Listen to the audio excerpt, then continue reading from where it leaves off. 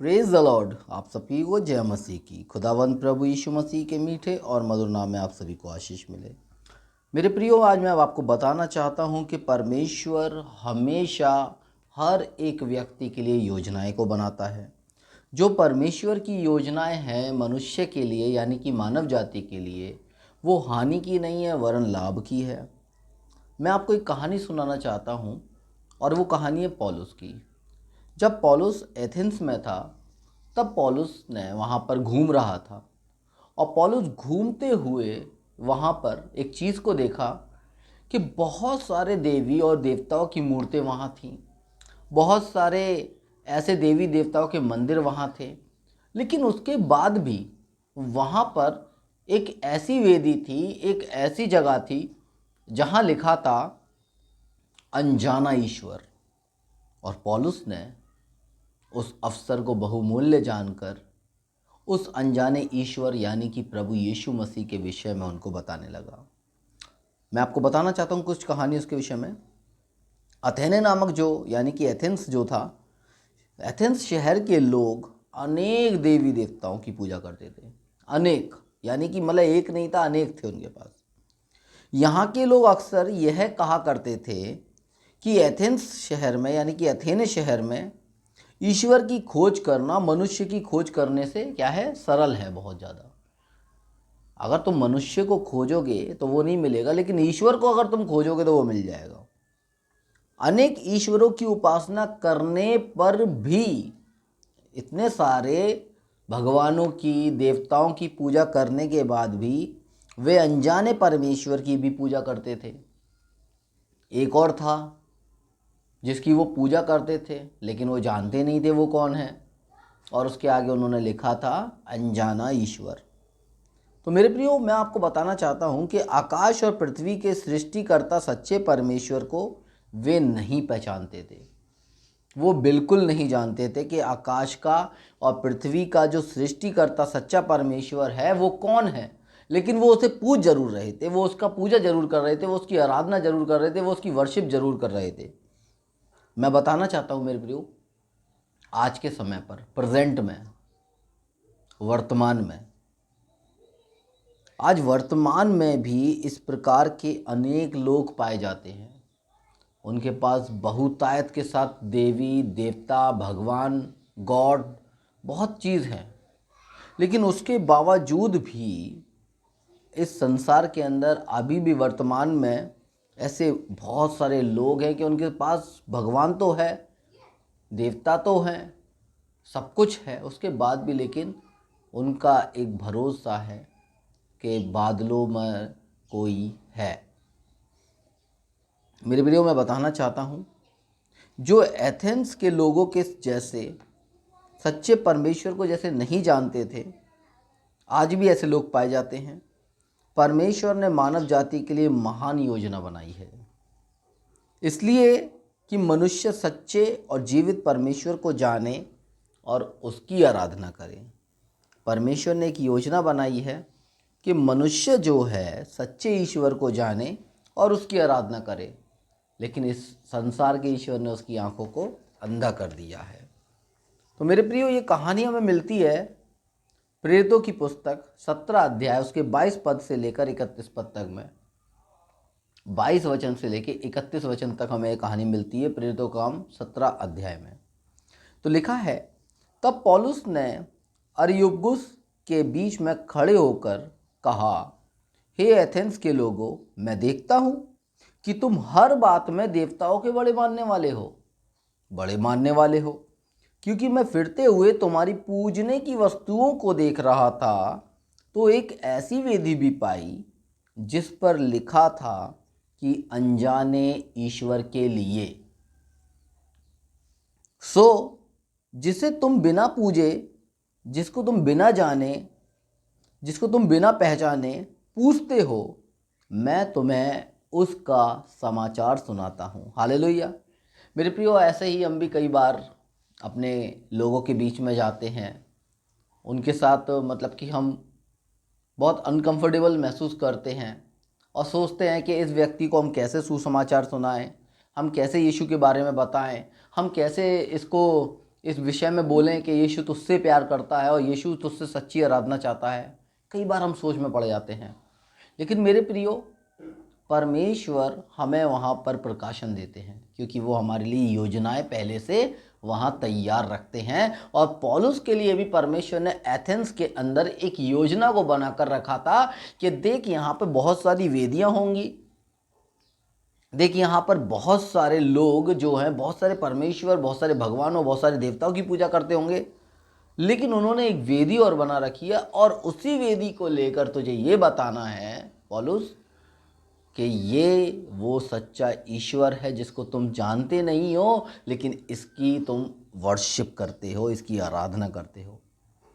फिर 24 पद में लिखा है, जिस परमेश्वर ने पृथ्वी और उसकी सब वस्तुओं को बनाया है, वो स्वर्ग और पृथ्वी का स्वामी होकर हाथ के बनाए हुए मंदिरों में नहीं रहता। मेरे प्रियो, जब पौलुस इस बात को बोल रहे थे तो पौलुस इस बात को बोलते हुए बिल्कुल भी हिचकिचा नहीं रहे थे, क्योंकि उनके अंदर एक हियाव था, क्योंकि योजना पौलुस की नहीं बनाई हुई थी, वरन परमेश्वर की बनाई हुई थी। हालेलुया। और पौलुस बड़े ही हियाव के साथ उन्हें बोलते हैं, सुनो, परमेश्वर जो पृथ्वी का और सब वस्तुओं को बनाने वाला है और स्वर्ग का भी है और पृथ्वी का स्वामी भी है, तो वो हाथों के बनाए हुए मंदिरों में नहीं रहता है और ना ही किसी वस्तु का प्रयोजन रखकर मनुष्यों की हाथ की सेवा लेता है, क्योंकि वो तो आप ही सबको जीवन भी देता है और सांस भी देता है, और जो मनुष्य को ज़रूरत होती है वो सब कुछ भी वो परमेश्वर उनको प्रोवाइड करता है, यानी कि देता है। उसने एक ही मूल से मनुष्यों की सब जातियां सारी पृथ्वी पर रहने के लिए बनाई हैं और उनके ठहराए हुए समय और निवास के सीमाओं को इसलिए बांधा है कि वो परमेश्वर को ढूंढें। हालेलुया। आज लोग परमेश्वर को पता नहीं किस किस चीज़ों में ढूंढ रहे हैं, ना जाने किन किन वस्तुओं में ढूंढ रहे हैं, ना जाने किन किन जानवरों के अंदर ढूंढ रहे हैं, लेकिन पा नहीं रहे हैं। लेकिन वो सच्चा सृष्टिकर्ता परमेश्वर तो हमारे लिए या फिर इस मनुष्य जाति के लिए उसने सीमाओं को बांध दिया है कि हम लोग परमेश्वर को ढूंढें। हम सब लोग और भी गहराई के साथ और भी गंभीरता के साथ उस परमेश्वर को ढूंढें और कदाचित उसे टटोल कर पा जाएं। तो अभी वो किसी से दूर नहीं है मेरे प्रियो। यीशु मसीह उद्धार करता है, यीशु ने लहू बहाया है, यीशु ही हमारा सच्चा परमेश्वर है। ये बात बोलने में हमें हिचकिचाहट नहीं होनी चाहिए मेरे प्रियो, क्योंकि हमने जीवित परमेश्वर को पाया है और वचन में लिखा है, जीवित परमेश्वर के हाथों में पड़ना भयानक बात है मेरे प्रियो। हम जीवित परमेश्वर के हाथों में हैं। उसके बाद लिखा है 28 पद में, क्योंकि हम उसी में जीवित भी रहते हैं और चलते फिरते भी हैं और स्थिर भी रहते हैं, जैसे तुम्हारे कितने लोगों ने भी कहा है कि हम तो उसी के वंश भी हैं। हालेलुया। हम तो उसी के वंश भी हैं। तो यहाँ पर जब एथेंस के अंदर पौलुस इस बात को हियाव के साथ बोल रहे थे, तो उन्हें पॉइंट तो नहीं पता था कि उन्हें बोलना क्या है, लेकिन परमेश्वर ने उधर उधर उनके हृदय में डाला कि इधर घूमो, इधर घूमो, इधर डोलो थोड़ा सा, इधर टहलो थोड़ा सा। और जब पौलुस टहले, परमेश्वर के दास जब पौलुस वहाँ टहले, तो वहाँ पर उन्हें एक अवसर मिल गया कि यहाँ जो अनजाना ईश्वर के लिए तुम जो बलिदान दे रहे हो, जो अनजाने ईश्वर के लिए तुमने वेदी बनाई है, वो अनजाना ईश्वर और कोई नहीं, वो प्रभु यीशु मसीह है। हालेलुया। जिसने क्रूस पर अपना प्राण दिया है। मेरे प्रियो, मैं बताना चाहता हूँ 31 पद में लिखा है, क्योंकि उसने एक दिन ठहराया जिसमें वह उस मनुष्य के द्वारा धार्मिकता से जगत का न्याय करेगा जिसे उसने ठहराया है, और उसे मरे हुओं में से जिलाकर यह बात उस पर प्रमाणित कर दी है, यीशु पर। यानी कि क्या प्रमाणित कर दिया है? ये बात प्रमाणित कर दी है कि यीशु ही सच्चा परमेश्वर है। मेरे प्रियो, मैं आपको बताना चाहता हूँ कि एथेने यानी कि एथेंस शहर के लोगों की आत्मिक परिस्थिति बहुत बेकार थी। आत्मिक परिस्थिति, आज हमको आत्मिक परिस्थितियों को जानने की ज़रूरत है। उनके पूजने के वस्तुओं में पौलुस ने क्या देखा और उसके ऊपर क्या लिखा था।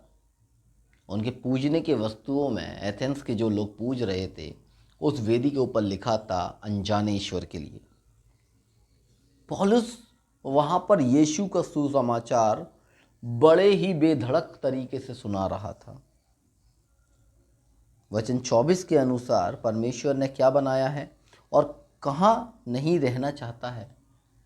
मेरे प्रियो, आज आपको अपने रिश्तेदारों में, अपने लोगों में, अपने पड़ोसियों में, अपने फ्रेंड सर्कल में, अपने कार्य के क्षेत्र में, आप जहाँ भी बैठते उठते हैं, वहाँ आपको बताने की ज़रूरत है।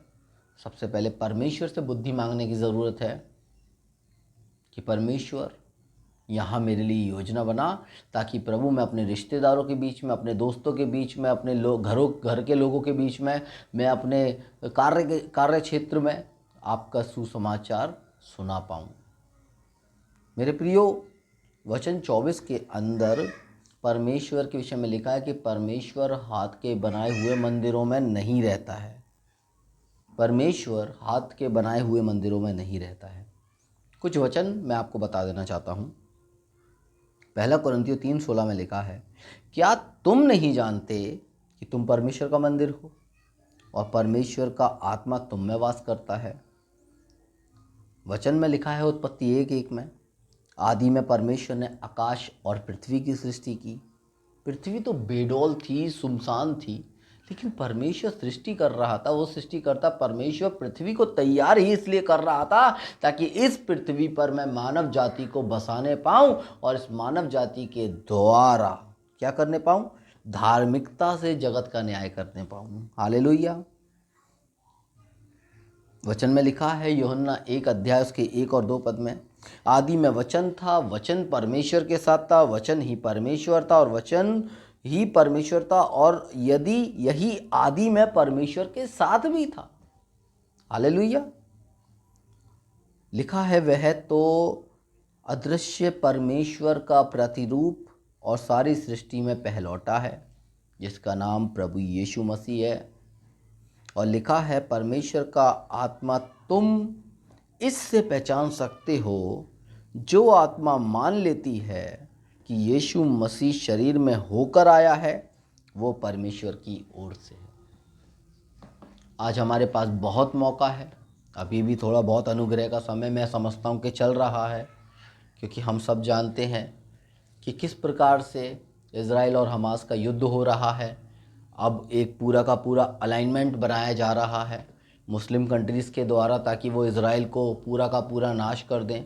अगर आप भजन संहिता 83 पढ़ेंगे तो भजन संहिता 83 के अंदर क्लियर लिखा है कि वो लोग सम्मति करेंगे, वो लोग एकता में आएंगे, वो लोग एकजुट होकर उस देश का नाम और निशान मिटाना चाहते हैं और चाहते हैं कि इस दुनिया के अंदर से उसका नाम और निशान मिटाएं, ताकि उसको कभी कोई भी स्मरण ना करने पाए, इज़राइल को।